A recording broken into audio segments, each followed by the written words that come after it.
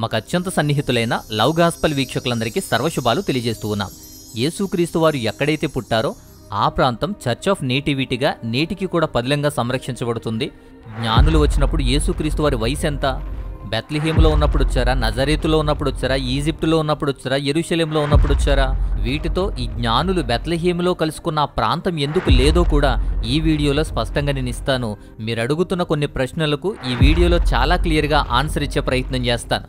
జ్ఞానులు యేసుక్రీస్తు వారిని వెతుకుతూ ఆయన దగ్గరకు వచ్చారు.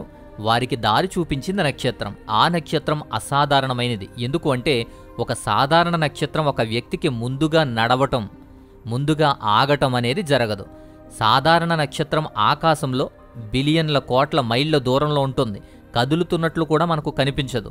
కానీ ఈ నక్షత్రం ఒక ప్రత్యేకమైనదిగా దైవికంగా నియమించబడినటువంటి ఒక కాంతిపుంజాన్ని వెదజల్లి మార్గం చూపించింది.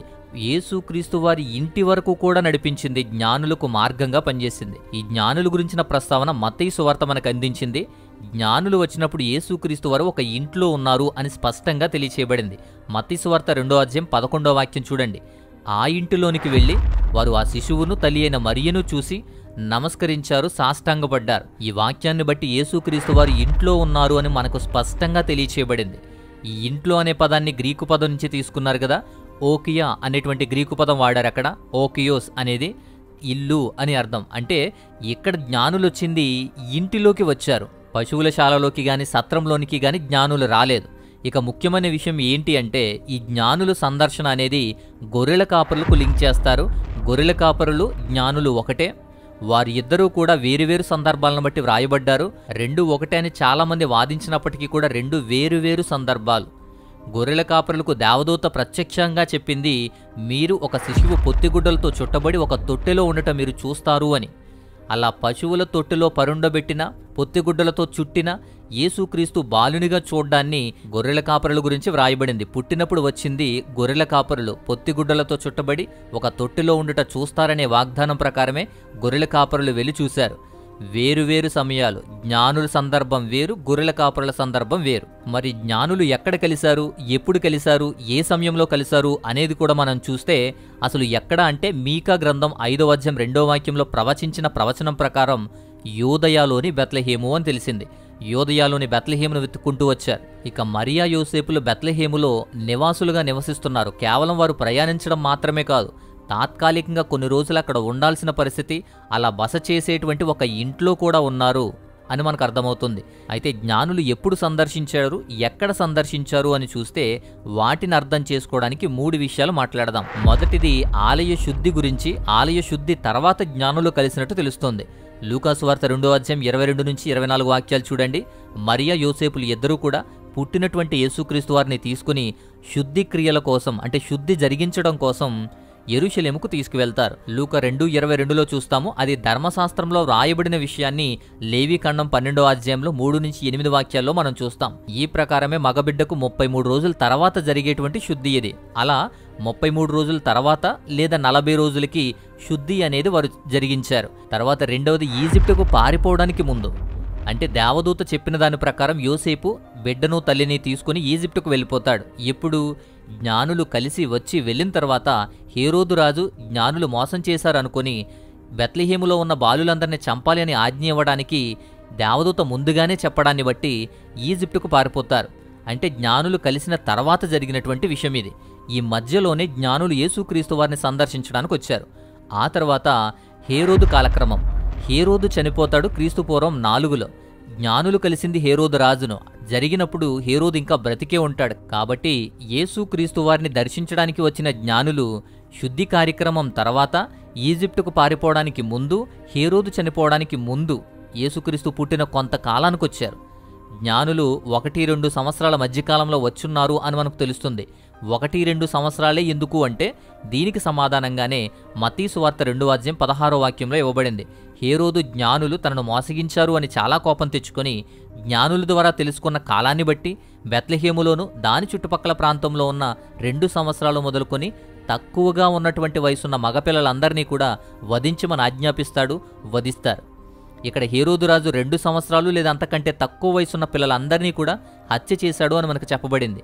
ఎందుకు అంటే జ్ఞానులు దాదాపు 2 సంవత్సరాలుగా ఆ నక్షత్రాన్ని అనుసరిస్తూ వచ్చారు అని చెప్పి అతనికి చెప్పబడింది. అంటే యేసుక్రీస్తు వారు జన్మించిన తర్వాత మొదటి సంవత్సరం 2వ సంవత్సరానికి మధ్యలో ఆయన 2 సంవత్సరాల వరకు రాకుండానే జ్ఞానులు అక్కడికి చేరుకున్నారు. తూర్పు నుంచి ప్రయాణించి యేసుక్రీస్తును వెతకడానికి జ్ఞానులకు సమయం కావాలి. దాదాపు కొన్ని నెలలు లేదా 1 సంవత్సరం కూడా పట్టొచ్చని అంచనా ఉంది. జ్ఞానులు సందర్శించే నాటికి యేసుక్రీస్తు వారి వయసు కొన్ని నెలలుంటుంది లేదా 1 సంవత్సరంగా ఉంటుంది. కానీ 2 సంవత్సరాల కన్నా తక్కువే ఉంటుంది. ఎక్కడ చూశారు అంటే ఒక ఇంట్లోనే అని మత్తయి స్పష్టంగా తెలియచేశాడు. ఇంటిలో, అది కూడా ఎక్కడ? బెత్లెహేములో ఒక ఇంట్లో వారుండగా జ్ఞానులు కలిశారు. ఇక్కడ మరొక సందేహం, శుద్ధీకరణ కోసం యెరూషలేముకు వెళ్ళిపోయారు కదా, యెరూషలేములో ఉండాలి కానీ బెత్లెహేములోనే మళ్ళీ ఎందుకు జ్ఞానులు కలిశారు అంటే యెరూషలేముకు వెళ్ళింది శుద్ధీకరణ కోసం. అయితే బెత్లెహేము ఎందుకు వచ్చారు అంటే వారు జనాభా లెక్కల్లో ఉండడం కోసం, రాయించుకోవడం కోసం వచ్చారు. అదేమీ 1 రోజులోనో 2 రోజుల్లోనో 10 రోజుల్లోనో అయిపోయేది కాదు. పైగా అప్పుడు మాన్యువల్గా జరిగేది. ఎప్పటి టెక్నాలజీ అప్పుడు లేదు. కాబట్టి కొన్ని దినాలు లేదా కొన్ని నెలలు, కొన్ని సంవత్సరాలు గడపాల్సిన పరిస్థితి కూడా అక్కడ ఉండి ఉండొచ్చు. అలా వాళ్ళు శుద్ధీకరణ తర్వాత మరలా బెత్లెహేములోనే ఉండినటువంటి పరిస్థితి, ఒక ఇంటిలో వారు కొంతకాలం నివాసం ఉన్న పరిస్థితిని మనం చూస్తాం. మరి యేసుక్రీస్తు వారిని కలిసినటువంటి జ్ఞానులు వచ్చినటువంటి ఆ ఇల్లు ఉందా, ఆ ఇల్లు ఎక్కడుంది అని అడిగితే బెత్లెహేములోనే ఒక ఇంటిలో వారు ఉన్నారు అని తెలియచేశారు. కానీ అది సాధారణమైన నివాసమే. బెత్లెహేము ప్రాచీనమైన ఉనికి, అలాగే అక్కడ దొరికిన కొన్ని ఆధారాలు మనం చూస్తే పురావస్తు పరిశోధకులు యేసుక్రీస్తు వారి కాలానికి సంబంధించి బెత్లెహేములో స్థిరపడిన స్థావరంగా ఉండేవి కొన్ని ప్రాంతాలు దొరికాయి అని చెప్పారు.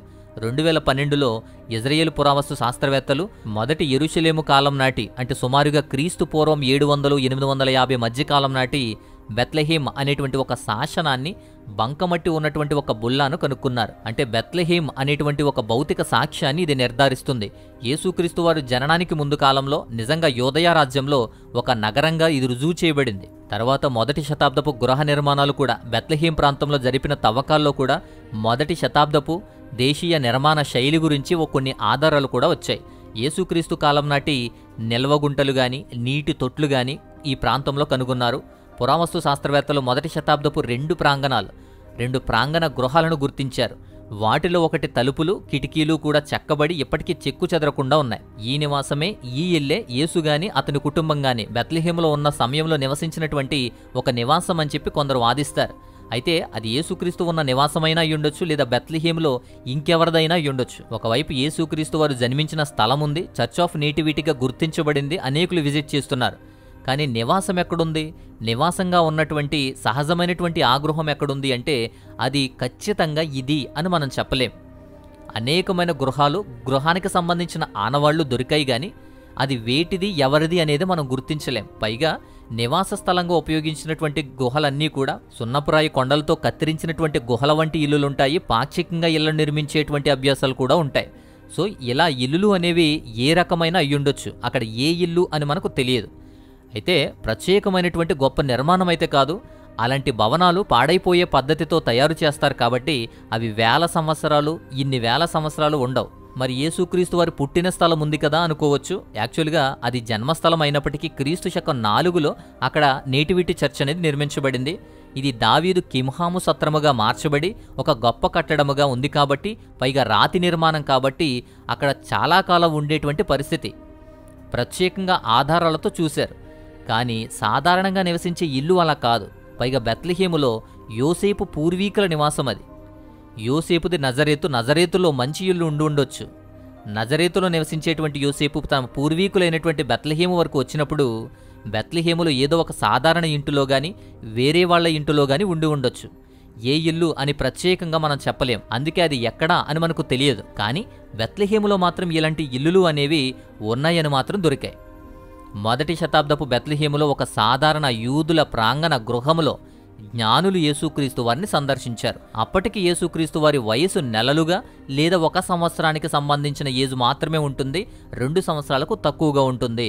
వీటి విషయంలో కొన్ని సందేహాలు నన్ను అడగడాన్ని బట్టి ఈ వీడియోలో క్లియర్గా కొన్ని విషయాలు మీకు అర్థమయ్యాయి అని నేను అనుకుంటున్నాను.